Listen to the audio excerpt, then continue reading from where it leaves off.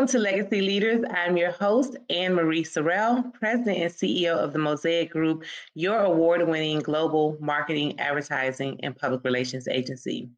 Today, I'm joined by Miami-Dade County Commissioner Eileen Higgins for District 5, and she's also a mayoral candidate for the city of Miami. And we'll be discussing the upcoming municipal election for the city of Miami, which is taking place on November 5th. Welcome, Commissioner Higgins. Well, thanks. It's great to be here to talk about the beautiful city of Miami. Absolutely. It is great to have you. And we're just going to dive right in because we have a lot to cover. You're running for a pretty big position for a pretty fast growing and evolving city, the city of Miami. But let's dive in. Briefly share with us your background and journey to serving as an elected official currently in Miami-Dade County and, of course, vying for the mayoral seat in Miami. Well, yeah. So for me, I'm an engineer by training. For people that haven't ever met me, so I got my start in manufacturing. Worked in the private sector for many, many years. And midway through my career, you move your way up, and eventually you're managing pretty large divisions of companies, and you start going to executive training sessions. And at one of those sessions, I was asked to write my own obituary, where it's quite an experience. And when you process that, they ask you what's in it that you're really proud of that people will remember you for, and what's missing. And for me, it was clear at that time in my mid 40s, I wasn't giving back enough. And so a year later, I had quit my big corporate job. I was the director of the Peace Corps in Belize, and then continued to serve this nation as a diplomat in the Foreign Service. So when I moved back and settled in Miami, I wanted to keep making a difference. And in 2018, I ran for county commission seat, and I've now been reelected 3 times because the issues facing our community are real, right? We have to have a cool, we're a cool city. You know that. It's cool. Everybody thinks it's fabulous. But when we live here, we also know there are real issues, whether it's housing affordability, whether it's flooding, small business ecosystem that's great, but must be fabulous, amazing, and competitive. And those are things I love to work on. And I've been very, very grateful that the residents of Miami and Miami Beach, I represent both cities now, have given me the honor to serve them. Well, congratulations on 3 successful re-elections. And, we're going to dive right into the issues because you really touched on some of them, and those are some key hot button issues. I know we probably won't be able to touch on everything today, but when it comes to transparency and accountability at City Hall, how do you look to and what are your plans to ensure that transparency and accountability happens, whether it's with if you're successfully elected as mayor, your colleagues that's on the dais, but also city leadership and department heads, etc. Listen, anybody that lives in the city of Miami knows that the corruption at that city, whether it's on the dais or in the administration, it's rampant. And that has to stop. You can also look back at my near 8 years of track record on the county commission. There's been no scandals, no drama, no arrests, no removal of office. And there are very few people in the city of Miami that can say that. So the first thing is to make sure you're a leader with integrity that just doesn't put up with any nonsense when it's related to corruption. And that means also making sure the city manager and the top city leaders are clean, that they are dedicated for the people, and that they are working full time for the people. I cannot tell you how many City of Miami employees, top level, high paid City of Miami employees, are allowed to have outside employment. What are they doing? We're paying them enough with the taxpayer money to sit at City Hall, work on the issues that matter at the residents. We can't have special interests in the paychecks of city employees. They have to be focused on the city, its residents, the city's growth, stopping the flooding, getting projects built. And that is a core reason that I'm running. When I watch television and see what happens and watch a bunch of guys yelling at each other all day long and nothing getting done for the people. It motivated me to run. A very important issue that is taking place across the state of Florida, but definitely in Miami-Dade County and the city of Miami, which has experienced a lot of growth, both from people moving from, from other places around the country, as well as coming in from other countries. What steps is housing, affordable housing? What steps will you take as mayor to ensure residents can truly afford to live and stay in the city they love? One of the most important things local governments can do is use their land, right? In the county, in my district, the minute I got elected, I looked at every piece of county owned land and I said, what the heck is on it? And can I build housing on it? And so I'm proud to sit here today. I'm in my 8th year. I've already rehabilitated or opened brand new units that are affordable or for working families, 4,000 of them. And we've got about 3,000 more in the pipeline. Some are under construction today. The city of Miami needs to do the same thing, and I will do that when I am mayor. Look at every piece of city property and say, can we use this appropriately for housing? They're building a soccer stadium, right? Ripped out a giant park and a golf course, and they're building a soccer stadium. I'm kind of happy to have soccer in the city of Miami. I'm not going to lie. But they're using acres and acres and acres of land, and they're not building a single unit of housing. They're just building offices and hotels. I would never have approved that had I been mayor. I would have made sure housing was part of that. And we need to look at all city parcels and make sure when it's appropriate, they're used for housing, whether it's for a working family or a low-income senior. We need housing and city land has to be used for it. There's other innovative partnerships you can do. For example, I represent Little Havana now. A lot of historic buildings in Little Havana. I have every year in our budget bought a new historic building and allowed the Dade Heritage Trust to restore it to keep the historic charm, but every one of the units in there are affordable for low-income families. So we have to preserve what we have, but we also have to build new units and add new units so the people that want to stay here can stay here and live here close to the good jobs that we do have in the city. Awesome, thank you. Now, looking at transportation, another really hot button issue around South Florida, and particularly in Miami-Dade County as well, and the city of Miami, especially with all of the growth. How do you envision the city's transportation system evolving over the next decade? Well, the city's transportation system needs to evolve with the counties. So, for example, I've led the county's transportation committee for the past 5 years. And during that time, I'm the only commissioner that's gotten funding for 2 mass transit lines. One, we're opening next Wednesday, the South Dade corridor from Florida City all the way up to the Metro Rail. But the other one that's really important for Miami residents is this year in the budget, whether you think it's the big bad budget or the big beautiful budget, it's irrelevant to me. There's nearly $500 million in that budget for us to add commuter rail between downtown and Aventura. And yes, it would be along the Brightline tracks, but we'll have 5 stops in places like Midtown, Little Haiti, North Miami. All of that is good because those neighborhoods are chock-a-block in traffic. And also, as you know, in Little Haiti, we've got a lot of folks that can only get to work on a bus. And this way they'll have rapid transit to get them into the city. Then at the same time, the city runs a trolley system. They really haven't looked at the routes in many years. I think it could be more efficient. And then mysteriously, there's no Saturday service in Overtown nor Liberty City. Wonder why. You think people in Liberty City and Overtown don't have to get to work on Saturdays? Well, I think some of them do. And so that also needs to be looked at. We need to have equitable transportation services in every part of the city, not excellent service in some parts of the city.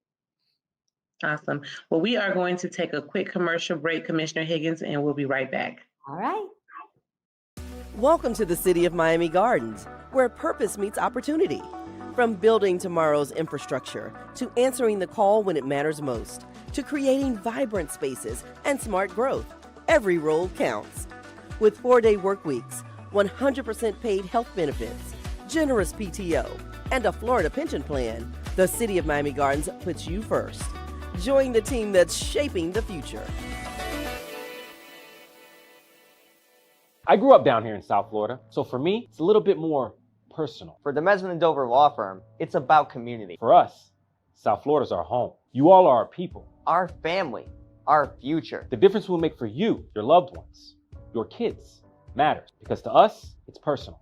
If you need us, call us 24/7 at 866-954-MORE. That's 866-954-6673. The Mesman & Dover Law Firm, youraccidentattorneys.com.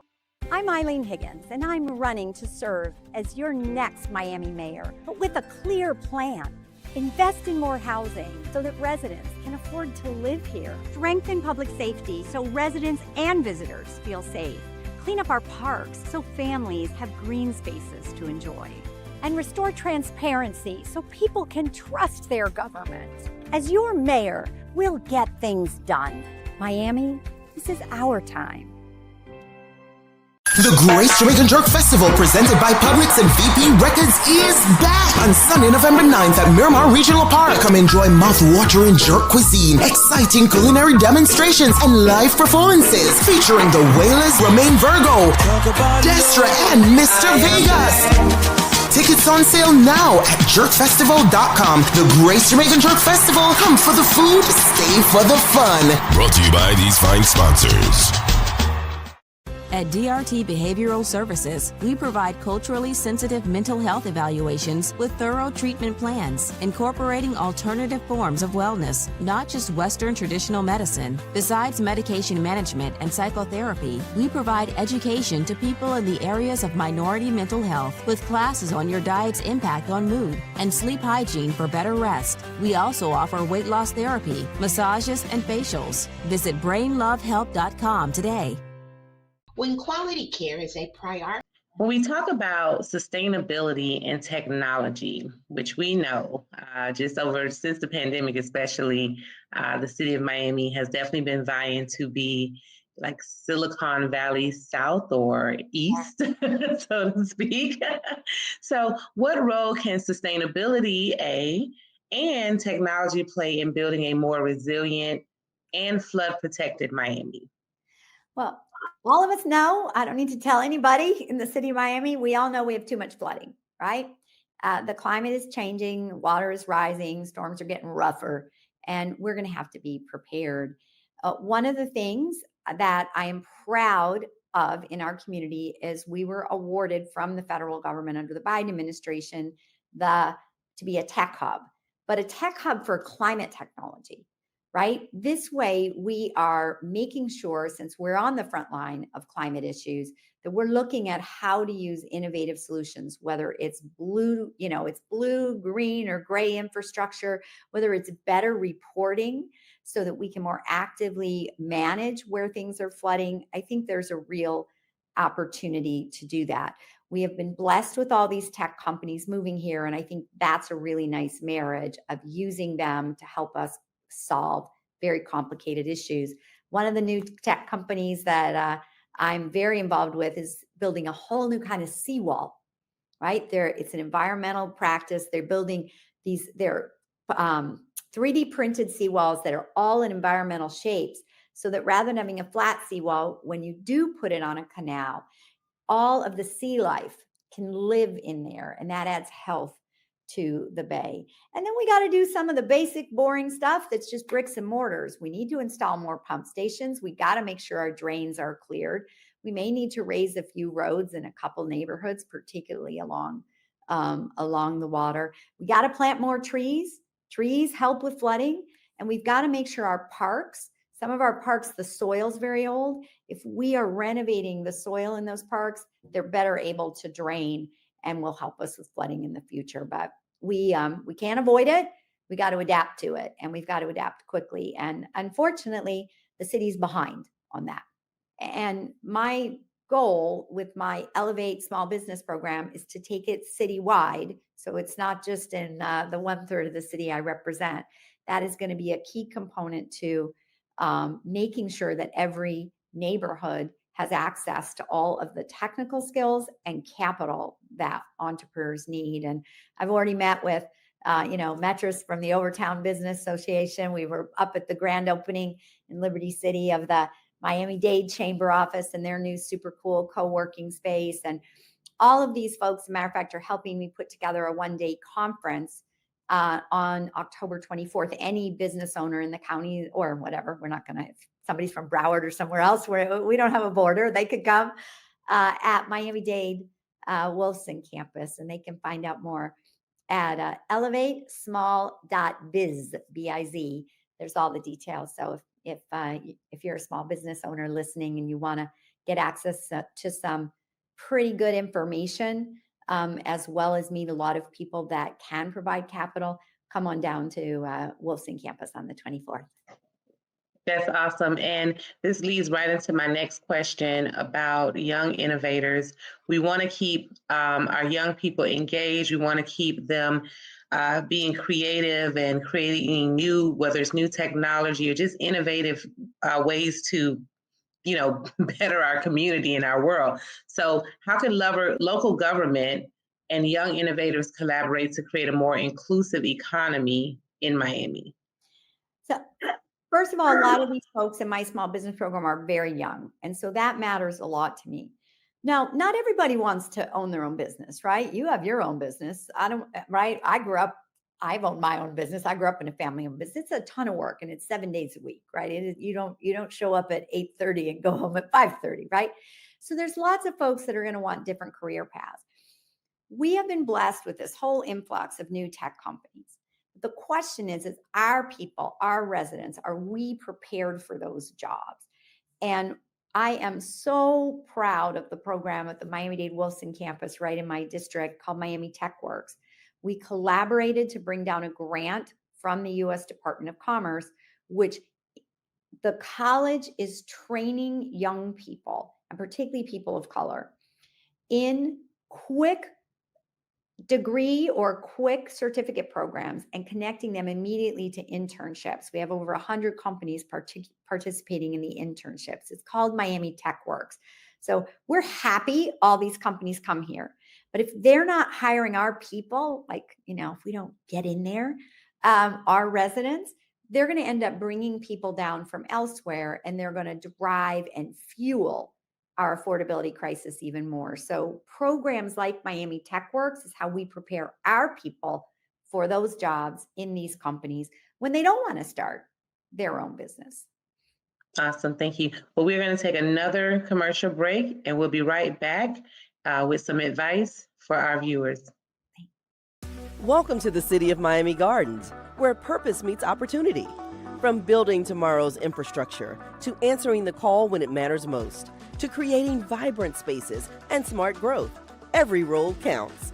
With 4-day work weeks, 100% paid health benefits, generous PTO, and a Florida pension plan, the City of Miami Gardens puts you first. Join the team that's shaping the future.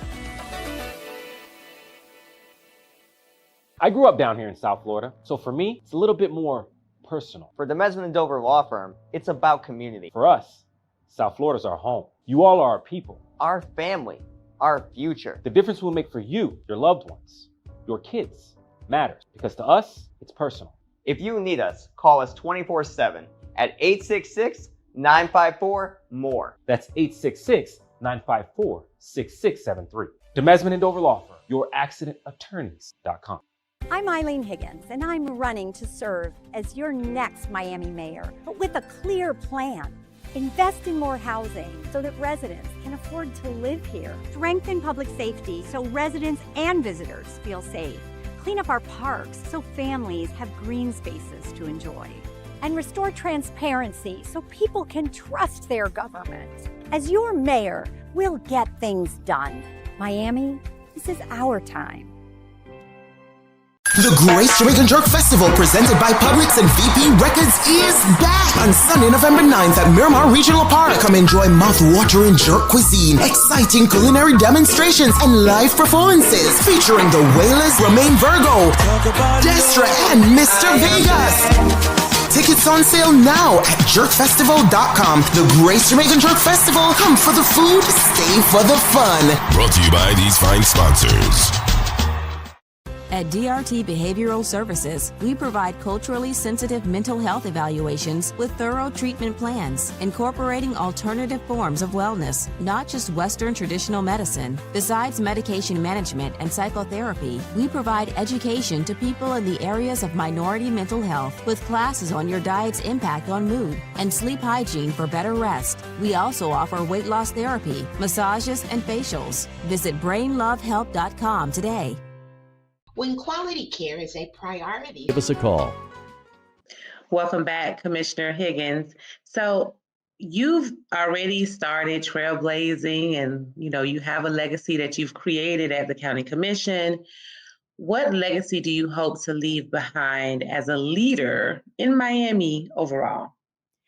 I would like to be known for the person that's built the most affordable housing in the city. I realize that also involves the private sector, but for me, the affordability crisis is something I work on it every day at the county, and I will make sure that that is on my agenda every day at the city. I would like to put our resiliency crisis to the forefront. I think the city has fallen very, very, very behind. And for every day we wait, all of our neighborhoods are at risk, whether it's from storm surge or flooding. And so getting those public works projects back on track are a priority of mine. And I also realize when we look around the city, some parts of our city are much more prosperous than others. Some remain food deserts, right? Some remain tree deserts, some remain parks deserts. And so looking to make sure we're building a more cohesive city where everyone, no matter what zip code you live in, has access to economic prosperity, and putting programs and people in places to make that happen. If I can do, I don't know, any one of those things, I would feel very good about my service to our residents. Awesome. And what advice would you give to emerging leaders who want to make real change, but feel they may be limited by the system? We have many people doing great work, but sometimes they're behind the scenes or they lay low, or there are those who have a burning desire to step up and lead, but feel like it's probably not for them or there are too many limitations or barriers. So what advice would you give to emerging leaders? So I think first of all is learn how to lead in a safe environment, right?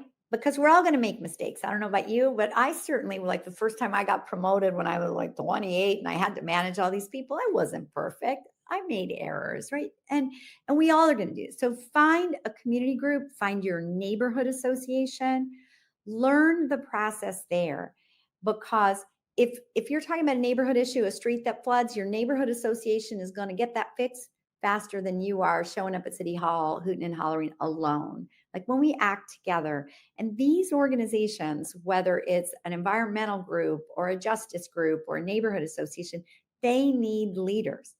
And I can tell you, I go to all these neighborhood associations and they are led by our elders. They are not led by the young people. And they would welcome you into that. And I would say start there, get your feet, learn the system, learn how to make things happen. It also builds credibility. And then you don't come in as one voice, you come in with a group of people behind you that you are the spokesperson for. And listen, a lot of people ask me about running for office. And what I can tell them is I didn't run for office till I was 52 years old, right? So for me, I took a very different path. And as a result, I bring very different skills to government than anybody else I'm on the dais with. Like when you say we need to build a building, well, you know what? I've already built buildings because I'm an engineer. And when you say you need to totally rehab a computer system to be more efficient, well, guess what? I've already done that. When you talk about lifting people out of poverty, well, guess what? That was my job at the Peace Corps. And so sometimes the best path to service is the long and winding one, where you get skills along the way so that when you're ready to serve, you're ready to serve. Awesome. Well, thank you so much, Commissioner Higgins. Real quick, how can our audience reach you or learn more about you? So if you're interested, there's a website, Eileen.Miami. But most importantly, Election Day is November 4th. It's a Tuesday.